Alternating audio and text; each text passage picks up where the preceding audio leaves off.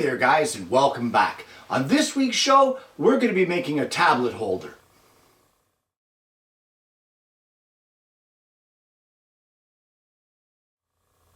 Well, it all started off as a request from a friend of mine for a holder for their tablet. And now the biggest part of this project is not so much the woodworking as far as cutting this thing out. That's the easy part. The hardest part of this is the marking and the layout, and even harder is me trying to explain it to you. So let's head over to the bench and I'll see what I can whip up. I'll see what we can explain. Get some Tylenol, guys, because I get the feeling our heads are going to hurt after this. Well, with a lot of my projects, I like to make a template, and in this particular case, I intend to make several of these because I was asked to. So I'm going to make a template so that marking out future ones will not be so cumbersome. So what we have is I have a piece of 1/4-inch thick hardboard, and coincidentally this is the same thickness of material that we'll be using to make the project. This will be the bottom edge of our project, and we're going to start off by marking the height of it, and the height in this particular case is going to be 3 9/16. So we're going to mark from the bottom straight across a line at 3 9/16. And like I said in the previous clip, this is a labor-intensive job as far as marking things out goes. But it's not impossible. We'll get through it. The next thing that we want to do is we want to put a mark at 2 5/16 on the back edge here. So an intersecting line here at 2 5/16. And we'll just bring that right up like that. The one other mark that we want to add is the length of our project. And for us, it's going to be 8 7/8 of an inch. So we're just going to place a line there at 8 7/8. Oop, I went off there a little bit. I'll just fix that. 8 7/8. There we go. Well, now that you have those lines drawn, the first mark that you want to place on in order to get the shape of our project or our book holder will be a line from the back corner here right up to the tip of our mark that we placed there at 2 5/16. So just line up a ruler and place your mark there. Now this will be the back edge of our project. Now you may notice that I have duplicated my mark's mirror image on the opposite side of my hardboard, and that's because you actually need two pieces like this. They do have one slight difference, and we're going to get into that later on in the build while we're marking this out. But now here at your line for the end of your project at 8 7/8, you want to put a mark at 1 1/16 of an inch. And once you get that mark in place, you want to line up your ruler, and from that 1 1/16 inch mark all the way up to the top here where you joined the other line, you're going to place another mark. Just like that. Kind of a weird looking triangle thingy we got going on there.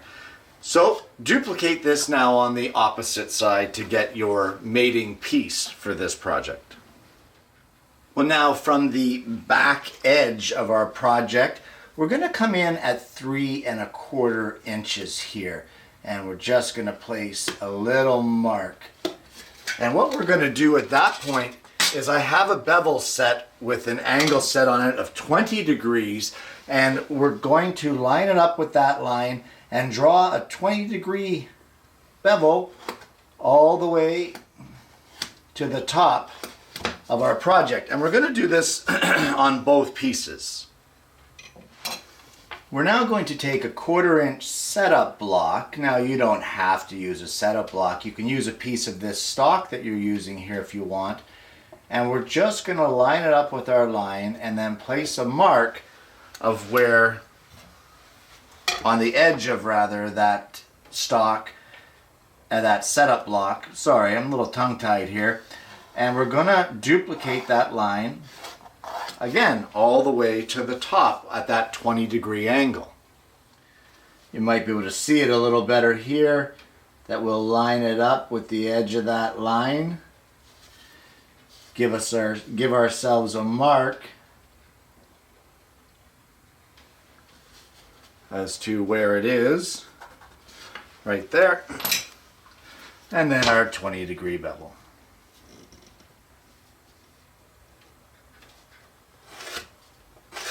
Our next step now is to come over from the back edge out 4 9/16, and we're just going to place a little mark here at the bottom, 4 9/16, and once again with that 20-degree bevel, we'll just line it up and draw a mark to the top of our project. And now, just like we did with that first line, we're going to come over 5 3/8 from the back edge. Place a mark, and once again a 20-degree bevel up to the top of the project. Now what this is, this measurement, this is the thickness for our book to sit in. So this here is adjustable depending on if you want it thicker for thicker books or thinner or what have you.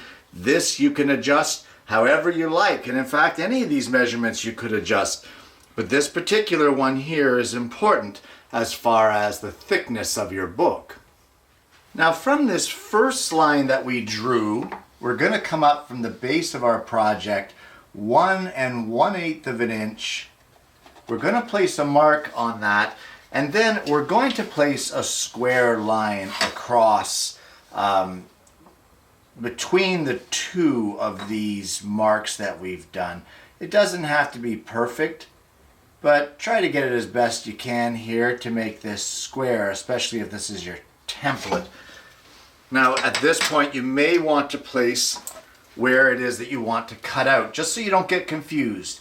And this here is the area that will get cut out eventually. So we'll just put a little scribble mark there. And you may have also noticed that I've stopped saying that you could repeat it on the other side, and I've stopped showing it. Well, I kind of figure you got the gist of it now, that you gotta duplicate it. So you don't need me to show you how to do that. Well, I hope that you've stuck with me and that the confusion hasn't driven you away of this marking and this layout, but I really can't think of any other way to describe it. So on this second line that you've placed right here from the bottom, you want to come up and place a line there at 2 3/16, right there. Well, I hope that you've stuck with me and that I haven't confused the heck out of you. You can probably see that I confused the heck out of myself because I made a mistake and had to erase some lines. But from the bottom here of your second line, we want to come up at 2 3/16 of an inch, right there from this second line that we drew. And then line up a ruler from this point right here, all the way to this point that you just drew, and draw a line down to the bottom for it.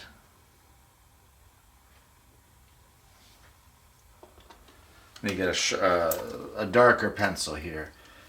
We'll draw a line right here, just like that. Now that we have that line drawn, what we're going to do is we're going to get our bevel, we're going to set it at that measurement or that line, just like that. We're going to take a measurement of how wide this first groove was, and in this case it's 3/4 of an inch. We're going to place a line here at 3/4 of an inch, just like this, and using that bevel that we just duplicated that angle of, we're going to draw a duplicating line.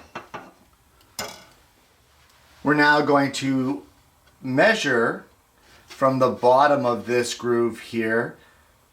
We're going to measure down 2 7/8 of an inch and place a square line across between those two that we just drew with our bevel. And this here, you might as well mark it, this will be a cutout. This is our second area to place our book. And I think the last mark here that we need to put on is from the bottom edge here, that square 90-degree line that you just drew, come up, let's say 3/4 of an inch, just like that, and we will draw another square line. Let's use this line here to mark it. Another square line out to the edge of our initial taper of our book holder. I lied. We're going to put one more line. I think we're just going to trim this up here just to give it a little better profile. It doesn't matter the angle that you put here. Just something to take away that sharpness of that one edge. That's all I wanted to do there. So we'll just, from our final measurement here of our length, just put a bevel there. And now we're going to go around and mark all the areas that need to be cut. So this needs to disappear. This here needs to disappear. That stays. This here will disappear. We already marked that one. Now the other mark here that we're going to need to consider, remember that one that we marked here and we used that 1/4 inch marking gauge? Well, you know what? That really makes a difference because the templates are different here as far as how they set up. So what we're going to do is we're going to place a mark right across here at 1 3/4 of an inch. Let me just mark that here. And we're going to do it on both sides, obviously. One of these now will be the top piece and one will be the bottom. So we'll come in here again at 1 3/4. Now, when we're cutting this out, one of them is going to get this section removed. The other one is going to get this section removed. Just like that. One at the top and one at the bottom.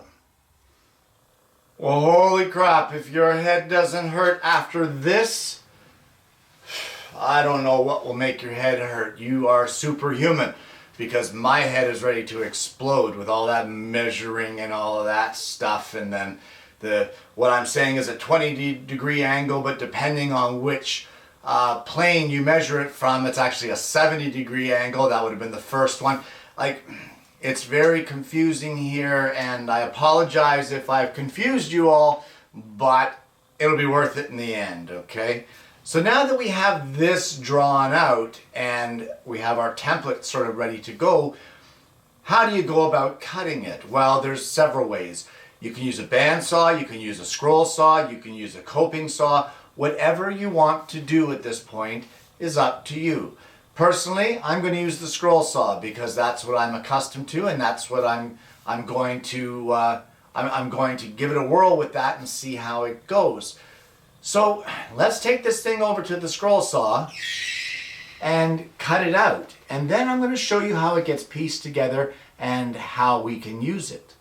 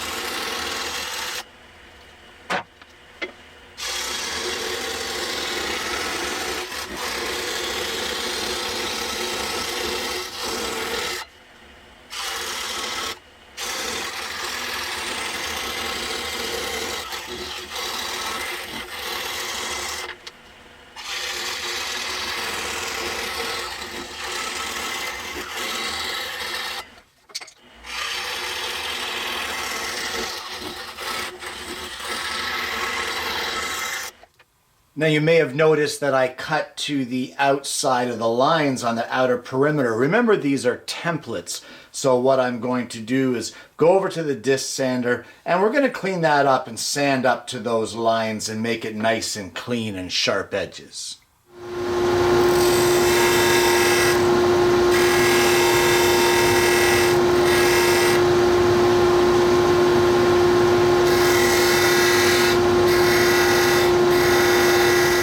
And with your two pieces cut, they just slide together like this. And they sit in a little cross section, and you can see that the tablet fits very nicely there, right in the holder. And if you want to have it lying down a little further, you can do that as well. So it's fully supported at the back. There's no problems with it falling. You're not going to have any issues with that. But of course, this is just a prototype, or a template. So you don't need me to show you anything more of this now. It's a matter of tracing it out onto 1/4 inch thick stock and cutting some new ones, and away you go. Bob's your uncle. A tablet holder. And there you have it. A tablet holder. Guys, this is a fun project, and although the marking of it and the layout of it was a bit of a pain in the butt, I hope you stuck through to the end and were able to make your own templates and your own tablet holders. There is a couple things that you want to keep in mind with this particular tablet holder, and that would be if your tablet has a cover on it, the measurements that I gave you for the thicknesses of the grooves may not work. You may have to make that wider, so obviously you need to adjust those slots accordingly. You also really need to think about the type of material that you're going to be making this out of. You know, give it some different looks. It's all up to you. Initially, this project was slated as a book holder, and you probably heard me say book several times throughout the build, and the reason for that is because that was the initial intent of the project. However, it didn't work, because what happened was that the book was too top heavy and it actually flipped the thing on its back. So I think we're going to be in for a design rebuild on a book holder of some kind, as I was initially requested to do. Oh well, stuff happens. You know, it didn't work out as I planned, but we got a cool tablet holder out of it, so that's all right. Guys, I want to thank you for joining me again this week. I hope you're going to try this project out for yourself. Don't be afraid of the measurements. Also, don't be afraid to tweak those to your own needs and your own desires. And I hope that you're going to join me again next week for yet another woodworking video.